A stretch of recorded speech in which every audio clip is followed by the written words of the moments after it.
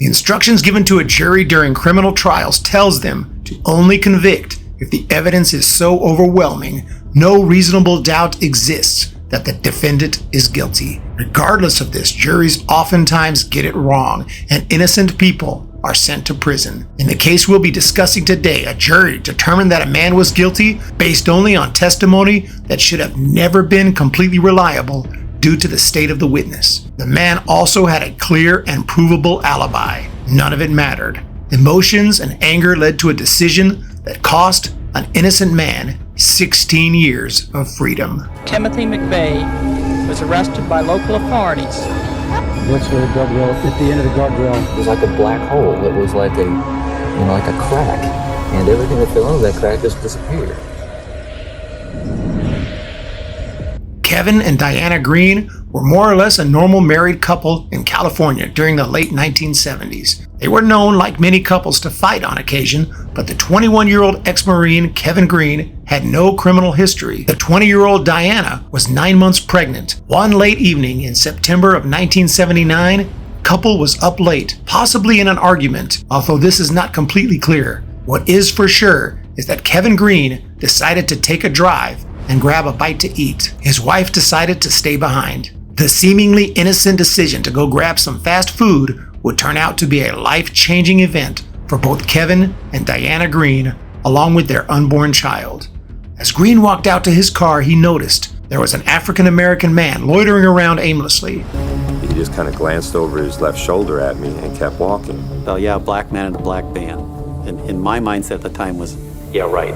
He forgot all about it as he drove to the local Jack in the Box. Upon arrival, he saw that the drive-through line was extremely long. Rather than wait in line, he preferred to just keep driving, so he did just that, driving to another location about 3 miles away. Green ordered his food, paid, and started heading back home. When he got there, at around 1:30 in the morning, he arrived to a horrific scene. His wife had been beaten to death's doorstep. There was blood everywhere. At first, Green thought that she had been shot in the head and quickly ran to the phone to dial 911. There was little he could do for his wife and child as he waited for the ambulance to arrive. It's impossible to know the horror and dismay he must have been experiencing, but little did he know this was only the beginning of a long and horrific nightmare. Dianna was rushed to the hospital, and tragically, doctors were not able to save the baby. An emergency C-section was performed, and Dianna, whose heart was barely beating when she arrived at the hospital, miraculously survived, albeit with severe brain damage. She was not shot, but had been hit multiple times with a hard object, which split her head open. She was also raped and strangled, but not quite to the point of death. Dianna eventually recovered enough to return home, but doctors warned she would never be quite the same again. Her brain damage caused amnesia, and her memories would be very unclear and oftentimes unreliable. The police had begun their investigation, and Kevin Green was the earliest and most obvious suspect. But his story completely checked out when police interviewed the workers at Jack in the Box. They confirmed he had been there, and the food was still warm when police arrived at the scene, yet the blood on the bed and pillow was bright red, indicating that the attack had just recently happened. No blood spatter was found on Kevin, and none was on the Jack in the Box bag. A thorough investigation would have proven that he could not have done it, but Dianna had no memory of anyone else other than Kevin being in the room with her. She couldn't say for sure at first that he was the perpetrator. However, a few months after her return home, after conversations with her family and friends, she suddenly decided that it was Kevin who did this to her, and she was ready to testify against him. Dianna's mother believed it was Kevin and had several conversations with Dianna, possibly shaping her new memory in an effort to ensure Kevin Green would be convicted for this horrible crime. During the late 1970s and early 80s, DNA technology was not yet available, and all detectives could do was identify blood types through different bodily fluids. And in this case, the only type that they could find was blood type O, the same type that Kevin Green had. However, this meant almost nothing, as about 45% of the population has type O blood. Without another suspect, along with Dianna's testimony, detectives thought it was enough and arrested Kevin Green of second-degree murder for the death of his unborn baby and attempted murder of his wife. There was one thing that made no sense. Why would he strangle her and beat her nearly to death but still called for help without finishing her off? Did he have a sudden change of heart? Despite Green's alibi and Dianna's unclear memory, the charges stuck and the trial began. When Dianna took the stand, she struggled to use and comprehend words. The brain damage was clearly extensive as she struggled to be understood while she gave testimony and had problems even spelling her own name for the court. None of this mattered. The prosecution pushed the point that the couple fought often and even used a psychiatrist to establish to the jury that Dianna Green was a reliable witness. The judge denied the defense the luxury of doing the same, as they also wanted to hire an independent psychiatrist to evaluate her mental state. But because they were denied, the jury only heard from one psychiatrist who was hired by the prosecutors and one witness, the victim. They understood just enough of what she was trying to say, that her husband, Kevin Green, had done this to her. He tried to kill her, and he succeeded in murdering an unborn baby. With no other suspects to visualize, all the jury could do was look at Kevin Green and see a monster. Meanwhile, detectives tried to convince them that the matching blood type was another massive piece of evidence, although in reality, whether a person has type O blood nearly comes down to the toss of a coin. The visit to Jack in the Box was just considered an attempt by Kevin Green to create an alibi, and they believed he had plenty of time to beat, rape, and strangle Dianna. Of course, a deeper investigation would have shown that this was not the case. It may be understandable why the jury eventually came back with their verdict of guilty on all charges. However, what's hard to comprehend is how law enforcement failed to take into account that in the same county, around the same time, 5 other women had been beaten, raped, and strangled in the exact same way Dianna was. They were well aware of these cases and decided that this was not related. In those cases, none of the women survived, possibly because no one discovered them in time to call for help, as Kevin Green did. The unknown murderer was called the bedroom basher. How could detectives not connect the dots and notice that there was a strong likelihood this was another rape and strangulation by the bedroom basher? Probably because it would end up as another cold case, and they wanted convictions. Those cases simply remained unsolved, but as for Kevin Green, he was convicted and sentenced to 15 years to life in prison. All the files and evidence from the Green case was eventually put away, and detectives and law enforcement officers moved on to other cases, while Kevin Green now spent his days locked away at Soledad State Prison in California. Bitter and angry, he began dealing drugs and getting into fights. He experienced rage for a period of about 4 years before realizing that he had to get his life under control and get his freedom back. After quitting drugs and alcohol, he started to take classes in prison and earned a degree in computers. He also worked as an administrative assistant in the prison offices. Most importantly, Green continued to declare his innocence. Whenever he would meet with the parole board, he was informed that he would likely make parole if he just took responsibility for his actions. Green refused to admit to a crime he did not commit and was denied parole every time. Kevin Green had to believe he had the worst luck of any man ever born, but then a break finally came. Lieutenant Tom Tarpley was investigating some old unsolved cases using forensic samples and DNA testing, which had now become possible in order to solve them. In this case, he was interested in the murders of the late 1970s that seemed eerily similar to what happened to Dianna. He noticed something even more telling than just the fact that the murders happened in the same county around the same time with the same MO.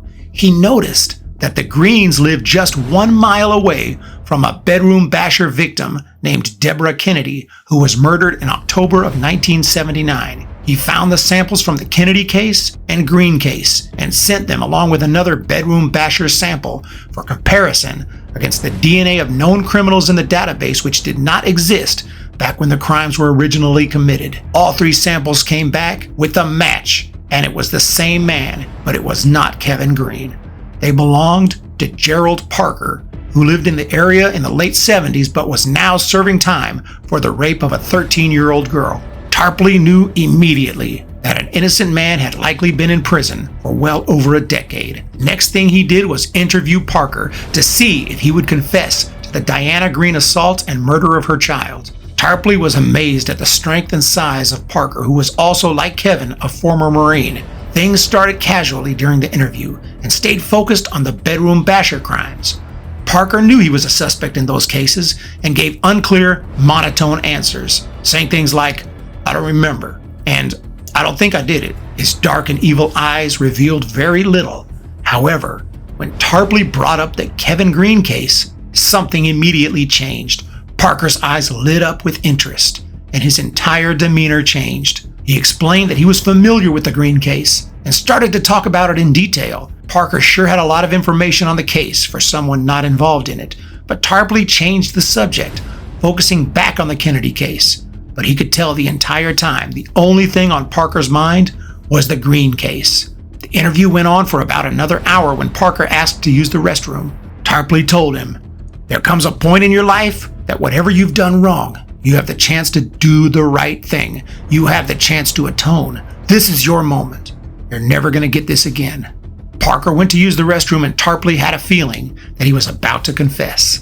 Shortly after returning, he mumbled something that sounded like, "There's a man in prison for the murder I committed." Tarpley's heart rate skyrocketed, but he tried to stay calm and let Parker explain what happened that evening.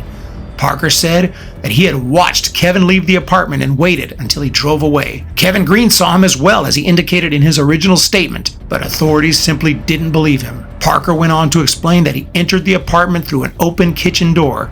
Well, first when I open the door, she's in bed and she sits up, almost as if in recognition of somebody that she thought that I was, but I wasn't. And what happened? And she laid back down as if she recognized me.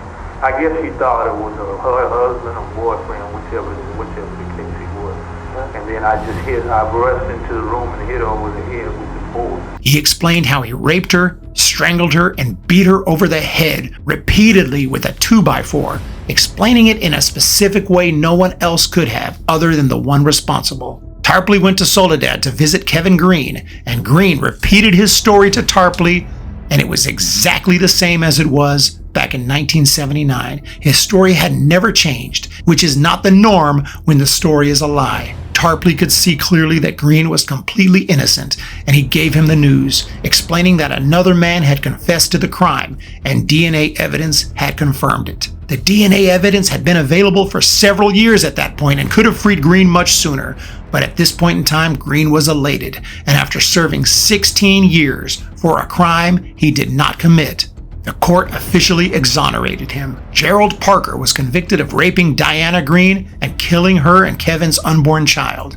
He was also convicted of the other 5 local murders, and the bedroom basher was officially identified. Sadly, Kevin's court troubles did not end there, and his ex-wife would never completely believe the new evidence. She continued to claim Kevin Green beat her, left her for dead, and only then did the other man break in to rape her and beat on her some more. So after a wrongful death lawsuit that Dianna filed shortly after Kevin's conviction was voided, she filed an amended lawsuit, which claimed that the culpability of Gerald Parker does not exculpate Kevin Lee Green. The case was eventually settled in 1999, with Dianna never accepting that Kevin was innocent. However, he holds no grudges against her, saying, "She was as much a victim of the system as I was." Green was eventually awarded $620,000 in compensation for the time lost in prison in a bill signed by Governor Gray Davis.